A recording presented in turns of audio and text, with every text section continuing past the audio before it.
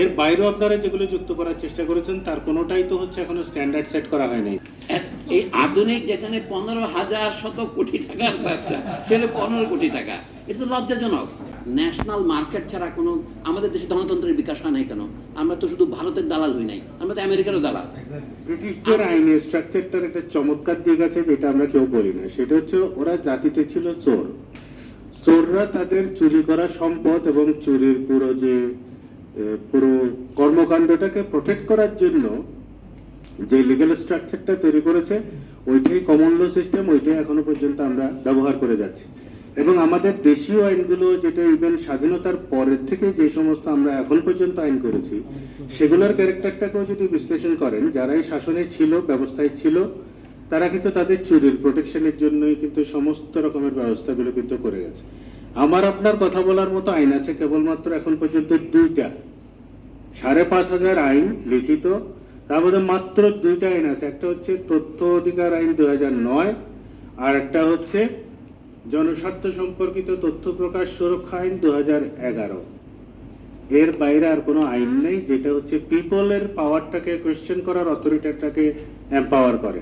বাকি সবই আমাকে আপনাকে রেগুলেট করার জন্য আইন। ফলে আপনি আইনের কথা এই জটিল ঝামেলায় যখন ঢুকছেন, তাহলে আপনার অ্যাপ্রোচটা চেঞ্জ করতে হবে। আপনার অ্যাপ্রোচ যদি শাসকদের স্টাইলের স্ট্রাকচারগুলো ফিল আপ করে ফিল ইন দ্য গ্যাপসের মতো এখানে থাকলে হবে ওখানে, তাহলে কিন্তু মুশকিল। আইনের ধারণাগুলো আমাদেরকে চ্যালেঞ্জ করতে হবে, পাল্টাইতে হবে, যেটা আপনারা পারবেন। আমরা তো হচ্ছে গোলামের মতো কোর্টে গিয়ে যা পাই সেটা নিয়েই কথা বলি। আমার তো ওখানে রেভলিউশন করার সুযোগ নেই। কিন্তু আপনাদের চিন্তার জায়গায় আপনারা যদি আবদ্ধ হয়ে পড়েন, আপনারা যদি ওইটুক লিবারেশন আপনাদের তৈরি না হয় মাথার চিন্তার জায়গায়, যে ওরা অন্যরা যা বলবে আমরা খালি শুনবো, এটা তো লিগ্যাল স্ট্রাকচার না। পিপলস পার্সপেক্টিভ যেটাকে আমরা বলার চেষ্টা করছি দীর্ঘ সময়, যে পিপলস পার্সপেক্টিভ থেকে পিপলের ইন্টারেস্টটাকে প্রোটেক্ট করার জন্য লয়ের ক্যারেক্টার চেঞ্জ করতে হবে। শাসকরা যেভাবে চিন্তা করেছে তাদের চুরি প্রোটেকশনের জন্য যে ভাষা, যে আইনি টার্মিনোলজিগুলোকে ওরা আমার আপনার উপরে চাপিয়ে দেওয়ার চেষ্টা করেছে, সেই জায়গাটা থেকে বেরোনোর জন্য একটু এই কারণে টুইকিং দরকার। ল্যাঙ্গুয়েজের জায়গায় তো একটু জাগলারির ব্যাপার স্যাপার আছে বলে আমার কাছে মনে হয়, আর এটা আপনারা বিবেচনায় নিতে পারেন। ফলে আমি ঘোরতর বিরুদ্ধে আসলে এই কোনো সচিব আমলাদেরকে এখানে এম্পাওয়ার করার ক্ষেত্রে, কারণ এইটা তো কমিশনের চেয়ারম্যান হায়াত পেয়ে হতে পারে। ওনার অভিজ্ঞতার জায়গা কি একজন আমলা পূরণ করতে পারবে? উনি যেভাবে, ওনাদের পিরিয়ডটা তো আসলে স্ট্রাগলের সময়। আমি বলছি না যে এখন যারা করছেন স্ট্রাগল করছেন না, কিন্তু ওনাদের স্ট্রাগলটার যে সময়টা ছিল সেই সময়টা আসলে হিস্টোরিক্যালি তো ডিফারেন্ট। ফলে ওনার অভিজ্ঞতার জায়গায় উনি হলে অসুবিধা কি? উনি কি এই সেক্টরটাকে কম বুঝবেন? মানে আমি ওনাকে বলতে বোঝাচ্ছি সিম্বলিক ওয়েতে, যার হচ্ছে দীর্ঘ সময় এখানে কাজ করার অভিজ্ঞতাটা আছে, যিনি ও সচিব কি করবে তা আমলা, ও কি বুঝবে আপনাদের দুঃখ বেদনার কথা? পরে আরেকটা জায়গায় আমার যে জায়গাগুলোকে মনে হয়েছে যে এখানে অন্য টেকনিক্যাল আলাপ, যে প্ল্যাটফর্মের কথাগুলো বের করা একটি মামলার পরিপ্রেক্ষিতে এবং জাহাঙ্গীরনগর বিশ্ববিদ্যালয়ের যৌন নিপীড়ন বিরোধী যে দীর্ঘ আন্দোলন সংগ্রামের ইতিহাস, সেটার পরিপ্রেক্ষিতে একটা জাজমেন্ট এসেছিল। সেটাও হচ্ছে বিশাখা বলে একটি ভারতীয় আদালতের, সুপ্রিম কোর্টের একটা জাজমেন্টের অনুকরণে বাংলাদেশে সিমিলার একটা জাজমেন্ট আসে, যেটাতে সেক্সুয়াল হ্যারাসমেন্টের বিরুদ্ধে একটা জাজমেন্ট আসে এবং যেখানে সেক্সুয়াল হ্যারাসমেন্ট বিষয়টাকে আইডেন্টিফাই করা হয়। এখন সেটা 2006 সনের কথা। ওখানে কথাগুলো বলা ছিল যে যেহেতু এখনো পর্যন্ত আইনে সেক্সুয়াল হ্যারাসমেন্টটাকে ডিফাইন করা হয়নি, সেজন্য হাইকোর্ট ডিভিশন কিছু ডেফিনেশন দেওয়ার চেষ্টা করেছে, যদিও এগুলো এক্সস্টিভ না, এর বাইরেও আরো নানান ফর্মে সেক্সুয়াল হ্যারাসমেন্টের ব্যাপার আছে। সেগুলোকে মান্য করতে হবে এবং এটার মেনে চলতে হবে। কিন্তু একটা জিনিস, ওই জাজমেন্ট আমি জানি না আপনারা কেউ আপনাদের নজরে পড়েছে কিনা ঠিক মতো, এই জাজমেন্টের মধ্যে বাইট নাই, মানে বজ্র আটুরি ফসকা গেল যাকে বলে, মানে কামড় দেওয়ার মতো এটা নেই। যদি না মানে না করে তাহলে কি হবে? ফরেন মিনিস্ট্রির একটা এরকম কেস জাহাঙ্গীরনগর বিশ্ববিদ্যালয়েরই এক প্রাক্তন শিক্ষার্থীর ঘটনা আমি ডিল করতে গিয়ে পুরো ফরেন মিনিস্ট্রি সব মিলে কোর্টের মধ্যে বসে থাকতো, লয়ার বসার জায়গা পেত না, এরকম অবস্থা। একটা কমিটি গঠন করা হয়েছে, পার্মানেন্ট কমিটি, সেটা কাজ করছে। যখন বুঝতে পারছে যে এই কমিটি আসলে ভিকটিমের প্রতি কিছুটা ইনক্লাইন, যে তাকে সাপোর্ট দিতে চাইছে বা আসলে মেয়েটা ভিকটিম হয়েছে, কমিটিটাই বাতিল করে দিল। তো কমিটি বাতিল করে আরেকজন যাকে আনলো, সে হচ্ছে মানে চরম আরেক নিপীড়ক হিসেবে, তার নিজেরই লং হিস্ট্রি আছে। এখন এই যে বাতিল করে দিল একটা কমিটি, আপনারা এখানে কমিটির কথাও আলটিমেটলি হয়তো আনতে চাইছেন, মাঝপথে যদি কমিটি বাতিল করে দেয় তার প্রোটেকশন কই, সেটা তো হাইকোর্ট ডিভিশনের জাজমেন্টে নাই।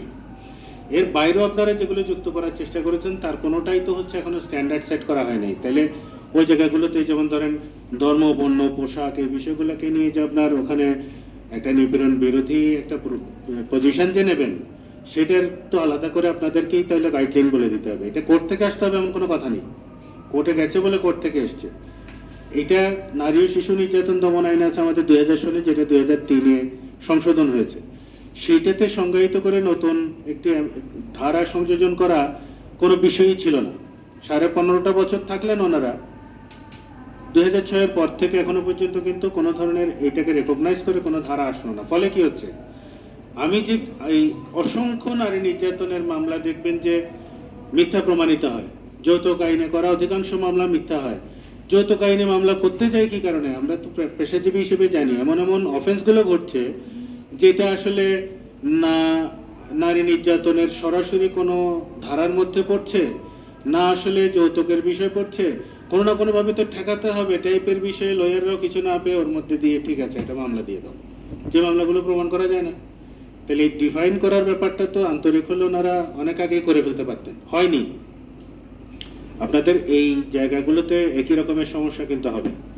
ফলে নিজেদেরকেই আপনাদের সাজেস্ট করতে হবে হচ্ছে এই জায়গাগুলোকে আপনারা কিভাবে ডিফাইন করবেন, how do you want this people to approach it. কারণ হচ্ছে আপনার এটা তো একটা ডিসপিউট অ্যারাইজ করবে এই ভাবনা থেকে আপনাদের চিন্তা করা।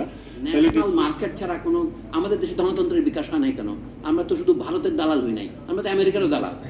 ন্যাশনাল মার্কেট ছাড়া কোনো আমাদের দেশে ধনতন্ত্রের বিকাশ হয় নাই কেন? আমরা তো শুধু ভারতের দালাল হই নাই, আমরা তো আমেরিকারও দালাল। আমরা তো কনজিউমার কান্ট্রি। আমরা কি ব্যবহার করি? আমরা আধুনিক শিল্পের সংজ্ঞা কার্ল মার্কস বিখ্যাতভাবে দিয়েছেন, মেশিনস টু প্রডিউস মেশিনস।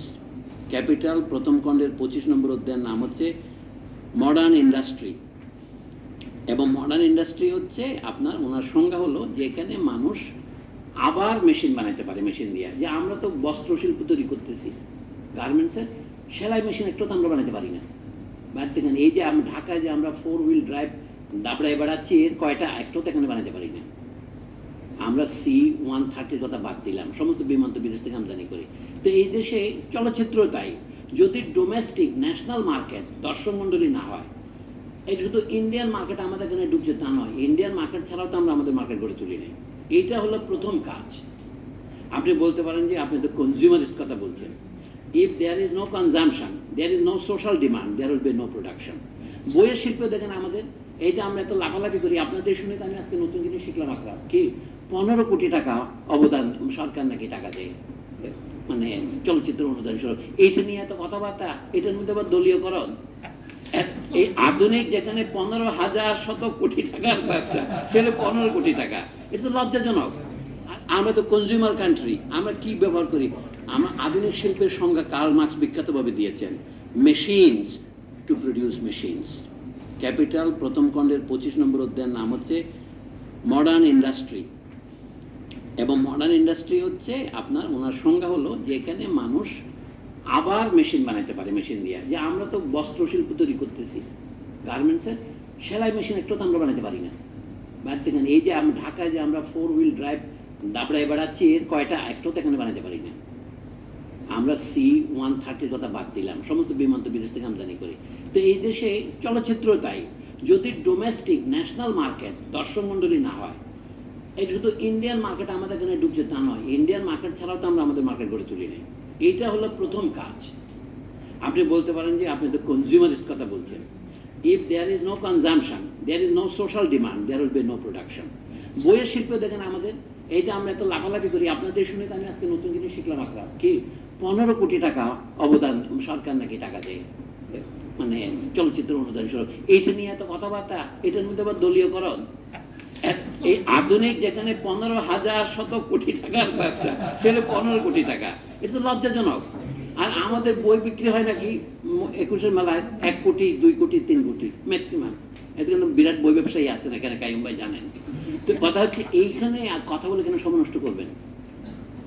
একটা একটা করেন। আপনাদের এটা বড় অর্ডার, এটাকে বলে এটা পঞ্চ নয়, এটা হলো 15 বার্ষিক পরিকল্পনা। বুঝতে পারছেন, এক এক ডিক্টেটরশিপ থেকে পার হইতে আমাদের 50 বছর যায়। আরেক ডিক্টেটরশিপ করেন। আমি বেশি কিছু আর বলতে চাই না, আপনাদের শুভকামনা করা ছাড়া তার কিছু নাই। আমার মনে হয় এইটার ভাষাতে আরো কতগুলো শুদ্ধতার কাজ করা দরকার। মানে পদে পদে এখানে বাক্যের ভুল আছে আমি দেখলাম। এক লেখেন শিল্পমান চলচ্চিত্র, এটাকে শিল্পমান সম্মতের সংক্ষিপ্তকরণ বলছেন, আর কোথাও সম্মত লিখছেন, কোথাও মান, মানে সর্বত্র তাড়াহুড়া করে লিখলে এটা হয় আমি জানি, আমারও হয়। কিন্তু যখন এটা জাতীয় পর্যায়ে করতেছেন, উনি পড়ার সময় ভালো করে বলেছেন, এই যে এক জায়গায় বলে যে দলীয়করণের ফলে ব্র্যাকেটে বলছে সিন্ডিকেট বানিয়ে, তো সিন্ডিকেটটা লিখে দেন। ধন্যবাদ, আমি আর বেশ কিছু বলতে চাই না।